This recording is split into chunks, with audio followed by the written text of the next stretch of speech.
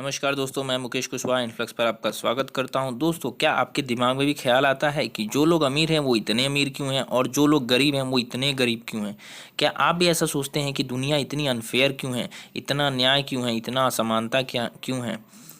क्या इसका कारण अमीर धूर्त होते हैं, चालाक होते हैं, लालची होते हैं, वो दूसरों का शोषण करते हैं, ऐसा कुछ है या कुछ और है? इन सभी प्रश्नों का जवाब मिलेगा इन वीडियो में, और अंत तक बने रहिएगा। इस वीडियो को देखने के बाद से आप इन सभी क्वेश्चंस का आंसर आपके दिमाग में क्लियर हो जाएगा।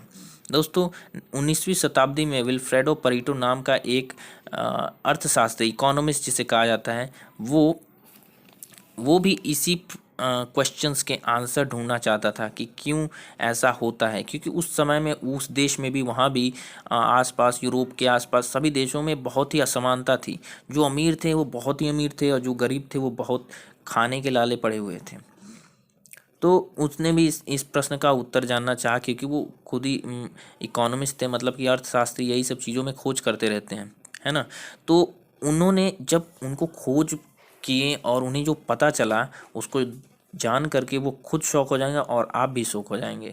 दोस्तों, नेचर जो होता है, हमारी जो प्रकृति है, दुनिया जो है, उसे पता चला, उस वैज्ञानिक को पता चला, उस इकोनॉमिस्ट को पता चला कि नेचर ऐसा चाहता है कि जो लोग अमीर हैं वो और अमीर होते जाएं, जो लोग के पास धन है, जिन लोगों के पास सामर्थ्य है, जिन लोगों के पास जो कुछ भी है वो और ज़्यादा होता जाए, और जो गरीब हैं वो और नीचे जाते जाएं। मतलब नेचर ऐसे काम करता है कि ऐसा होना ही होना है दोस्तों। लेकिन इसका कारण क्या है, और उसने कारण भी समझा, और उसको हम इस कारण को कि ऐसा क्यों होता है वो हम एक कहानी के जरिए समझते हैं। दोस्तों, मान लीजिए दो शेर हैं जंगल में, और दोनों ही जा रहे हैं शिकार करने अलग अलग जगह पर। दोनों ही भूखे प्यासे हैं और दोनों को ही शिकार करना है।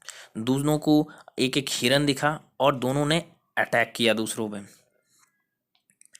किस्मत से कुछ ऐसा हुआ कि एक शेर शेर शिकार कर पाया और दूसरा शेर शिकार नहीं कर पाया। तो दोस्तों, अब पहला वाला जो शेर है, जो उसने शिकार नहीं कर पाया, और दूसरा वाला शिकार कर लिया। अब क्या लगता है, जब दूसरी बार दोनों शिकार करने जाएंगे तो कौन शिकार कर पाएगा? पहला वाला जो शिकार जो नहीं कर पाया, वो जो शेर है, उसके पास जो एनर्जी थी वो पहले डाउन हो चुकी है।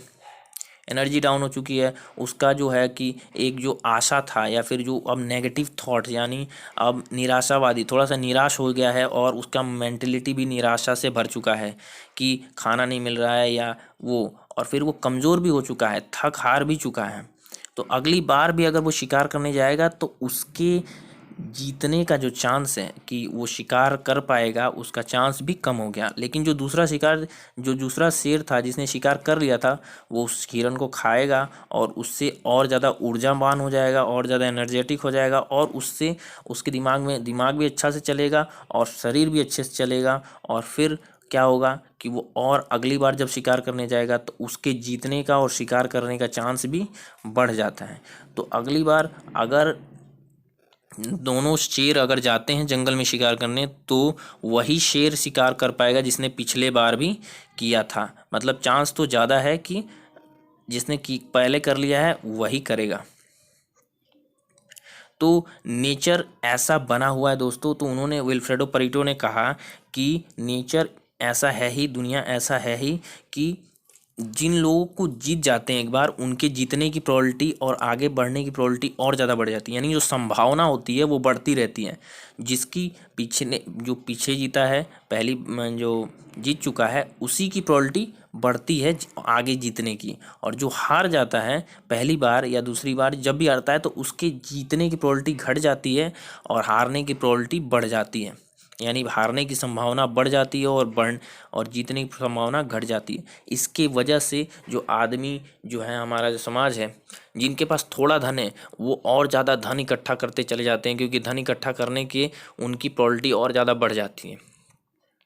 और जो लोग गरीब हैं वो, उनके धन खोने की प्रोबेबिलिटी और ज़्यादा बढ़ती जाती है।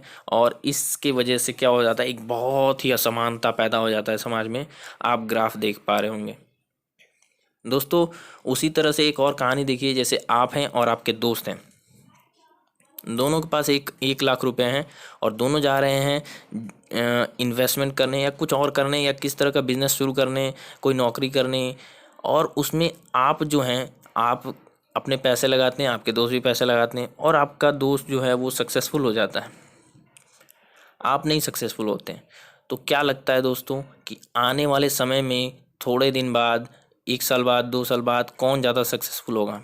पहली बार आप जो हार गए हैं पहली बार ही, या वो आदमी जिसने जो है कि आपका दोस्त जिसने पहले बार ही जीत लिया? दोस्तों, पहली बार अगर हार गए तो लोग आपको फिर से पैसा नहीं देंगे बिजनेस करने के लिए, लोग आप पे ट्रस्ट नहीं करेंगे।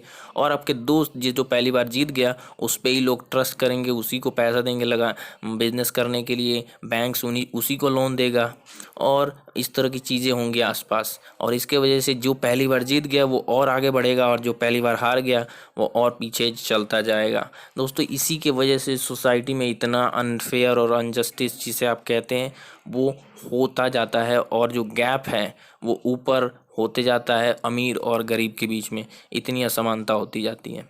तो दोस्तों, आपको क्या करना है, अपने आप को जीतने की जो प्रोबेबिलिटी है बढ़ानी है, मेहनत करके अपने स्किल्स को डेवलप करके। और अपनी प्रोबेबिलिटी को बढ़ाने के लिए भी विल्फ्रेडो परेटो ने एक सिद्धांत दिया था, एक रूल बताया था कि कैसे इंसान और ज़्यादा प्रोडक्टिव और ज़्यादा सक्सेसफुल हो सकता है और ज़्यादा अपने चांस को बढ़ा सकता है। उस वीडियो को देखना मत भूलिएगा, कल आएगा वो वीडियो। तब तक के लिए बाय बाय, और इस चैनल को सब्सक्राइब कर दीजिए अगर चैनल पर नए हैं, और शेयर कीजिए दोस्तों के साथ। आपको तो ये वीडियो मिल गया लेकिन आपके दोस्तों तक भी ये बात पहुँचे। दोस्तों, इसको शेयर कीजिए, लाइक कीजिए, एंड मिलते हैं अगले वीडियो में। तब तक के लिए बाय बाय।